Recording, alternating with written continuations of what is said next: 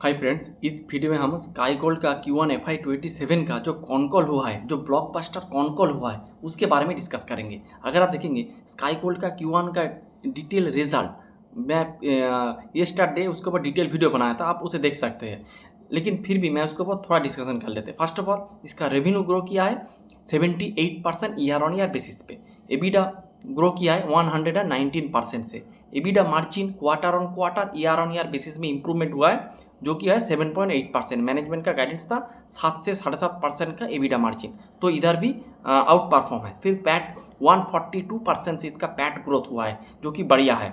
और ऑलमोस्ट 105 करोड़ का पैट हो चुका है। पैट मार्जिन वो भी Q1Q FI year on year basis भी इंप्रूवमेंट है। मैनेजमेंट का गाइडेंस था 4.7 से 5 के बीच इसका पैट मार्जिन रहेगा, लेकिन इसका पैट मार्जिन है 5.2%, जो कि बहुत ही अच्छी बात है। और उसके साथ ऑपरेटिंग कैश फ्लो अगर आप देखेंगे वो भी पॉजिटिव हो चुका है। मैनेजमेंट का गाइडेंस था कि हम FY27 में ऑपरेटिंग कैश फ्लो हो जाएंगे, और उसी दिशा में ये मैनेजमेंट रन भी कर रहा है। ऑलमोस्ट 30 करोड़ का ऑपरेटिंग कैश फ्लो इन लोगों ने जनरेट किया है अपने बिजनेस से। तो ये हो गया इसका रिजल्ट। आप चलते हैं कॉन कॉल वाले पार्ट में। पहले अगर आप देखेंगे इसका ग्रोथ के बारे में, रेवेन्यू ग्रोथ के बारे में बात करेंगे। तो जो मैनेजमेंट का जो गाइडेंस था कि हम FY27 के एंड में 8,100 करोड़ यानी 8,100 करोड़ का हम रेवेन्यू बना लेंगे। अगर आप करेंट रन रेट देखेंगे तो इस क्वार्टर में ऑलमोस्ट 2,000 करोड़ का रेवेन्यू इन लोगों ने ऑलरेडी बना चुका है। तो जो रन रेट के हिसाब से अगर आप देखेंगे ये इजीली 8,100 करोड़ के ऊपर का रेवेन्यू कर देंगे। तो कुछ एनालिस्ट लोगों ने इसको क्वेश्चन किया था कि सर आपका तो जो रन रेट चल रहा है, आप इजीली अपना जो गाइडेंस को ओवर अचीव कर देंगे। तो उसके ऊपर मैनेजमेंट का जो रिप्लाई था कि मैनेजमेंट ने कहा था कि हम जो देख के लग रहा है हम ओवर अचीव कर लेंगे, लेकिन अभी हम इसका गाइडेंस नहीं बढ़ाएंगे। After the end of Q2 उसके बाद ये लोग अपना रेवेन्यू को गाइडेंस को रिवाइज कर सकते हैं, यानी एक क्वार्टर बाद इसका और एक नया गाइडेंस आने वाला है। तो ये मैनेजमेंट ने घुमा के बताया है कि हम दिवाली के बाद अपना गाइडेंस को रिव्यू करेंगे, रिवाइज करेंगे, ये मैनेजमेंट ने कहा है। तो रेवेन्यू का बात है, और मैनेजमेंट का टारगेट है कि हम FY30 में 19,000 से 20,000 करोड़ का रेवेन्यू बना लेंगे FY30 में। ये आपका लॉन्ग टर्म का एक गाइडेंस है। तो ये हो गया बात। फिर आप मार्जिन के बारे में डिस्कस करेंगे।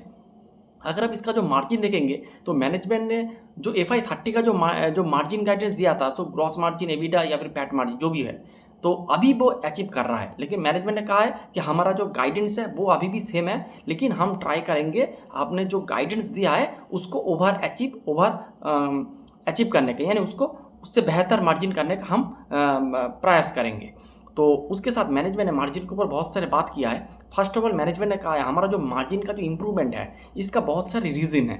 फर्स्ट ऑफ ऑल हम अगर आप देखेंगे हम स्टार्ट ज्वेलरी का परसेंटेज ग्रो कर रहा है। यानी पहले क्या करते थे, पहले प्लेन गोल्ड के ऊपर ज्वेलरी ज़्यादा से ज़्यादा होता था। अब क्या हो रहा है, स्टार्ट का ज्वेलरी का परसेंटेज बढ़ रहा है, और स्टार्ट वाली ज्वेलरी में आपका मार्जिन ज़्यादा मिलता है। तो ये एक बात है जो मार्जिन को इंप्रूव कर रहा है। उसके साथ एडवांस गोल्ड का बिजनेस, तो पहले ये लोग एडवांस गोल्ड में बिजनेस नहीं करते थे, लेकिन अब यानी करंट सिचुएशन में ये लोग एडवांस गोल्ड के ऊपर बिजनेस कर रहा है।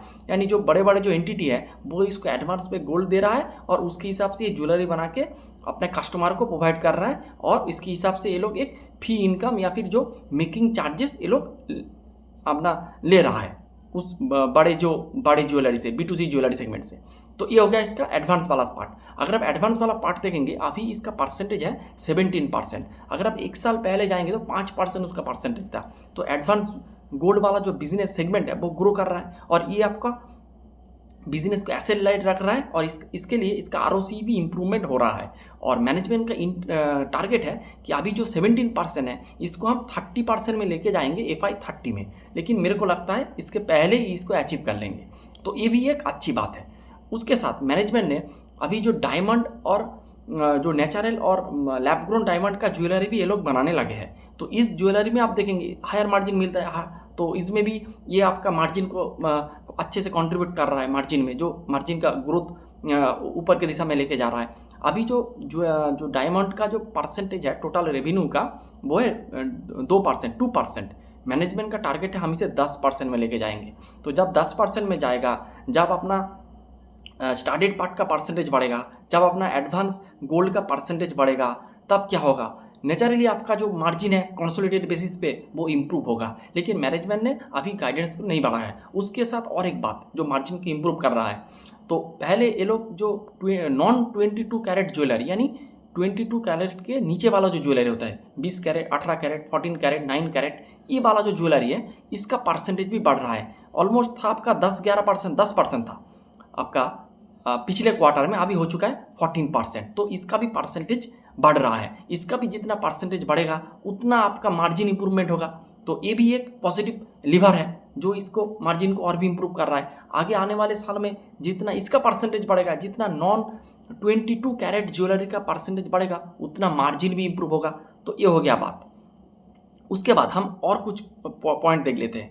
तो इसके बाद हम तो कैपेसिटी की बात कर लेते हैं। तो अभी उसका कैपेसिटी है 1.2 मीट्रिक टन पर एनम, इसका भी कैपेसिटी है। मैनेजमेंट ने कहा उसका जो 1.2 टन जो कैपेसिटी है उसका 60% यूटिलाइजेशन में चल रहा है। अगले 2 साल इसको कोई भी कैपेसिटी बढ़ाने का कोई भी ज़रूरत नहीं है। लेकिन उससे FY 28 के बाद ये लोग कैपेसिटी एडिशन करेंगे।